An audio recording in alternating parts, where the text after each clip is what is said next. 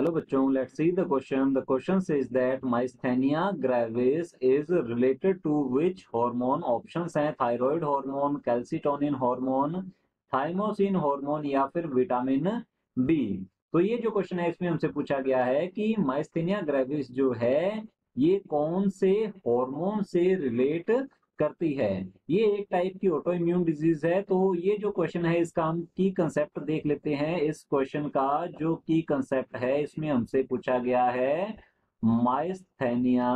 तो यहाँ हम लिखेंगे माइस्थेनिया ग्रेविस। माइस्थेनिया ग्रेविस के बारे में हमसे यहाँ पर पूछा गया है। तो माइस्थेनिया ग्रेविस जो है ये एक टाइप की ऑटो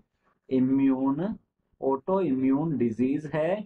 बिकॉज ये एबनॉर्मल इम्यून रेस्पॉन्स से डेवलप होती है। तो यहां हम लिख सकते हैं ये कैसे डेवलप हो रही है। ये माइस्थेनिया ग्रेविस जो है ये डिजीज ये एबनॉर्मल, तो यहां हम लिखेंगे एबनॉर्मल इम्यून रेस्पॉन्स जो है इम्यून रेस्पॉन्स से ये डेवलप होती है। ये एबनॉर्मल इम्यून रेस्पॉन्स जो है ये होता है एंटीबॉडी मीडिएटेड। तो हम यहाँ लिखते हैं ये जो एबनॉर्मल इम्यून रेस्पॉन्स है ये होता है एंटीबॉडी मीडिएटेड इम्यून रेस्पॉन्स होता है। तो यहां हम लिखेंगे एंटीबॉडी मीडिएटेड इम्यून रेस्पॉन्स। इस रेस्पॉन्स में होता क्या है, इस रेस्पॉन्स में जो ये माइस्थेनिया ग्रेविस है इसमें क्या होगा, ये क्या करेगा, इस रेस्पॉन्स में जो एंटीबॉडीज होती हैं। तो यहां हम लिखते हैं एंटीबॉडीज जो हैं एंटीबॉडीज ये नर्व सेल्स एंड मसल्स के बीच का जो, तो यहां हम लिखते हैं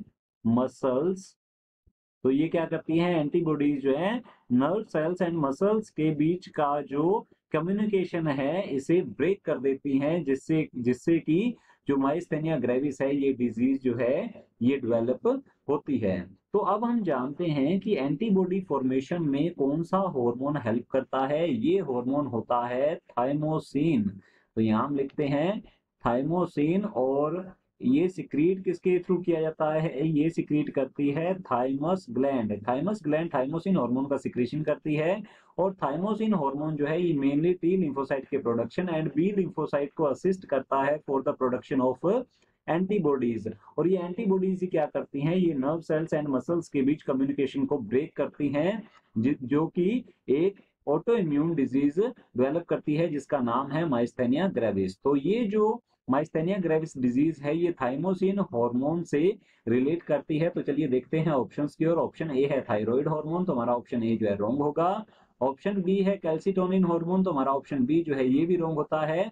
बिकॉज ये दोनों ही हार्मोन जो है ये इम्यून सिस्टम से रिलेटेड हार्मोन नहीं है। ऑप्शन सी है थाइमोसिन हार्मोन, तो हमारा ऑप्शन सी जो है बिल्कुल करेक्ट आंसर है। ऑप्शन डी है vitamin D. Vitamin D mainly ये कैल्शियम एब्जॉर्प्शन के लिए रिस्पॉन्सिबल होता है। तो हमारा ऑप्शन डी जो है ये भी रॉन्ग होगा। Option C is the correct answer. Hope you understood it well. Good luck, thank you.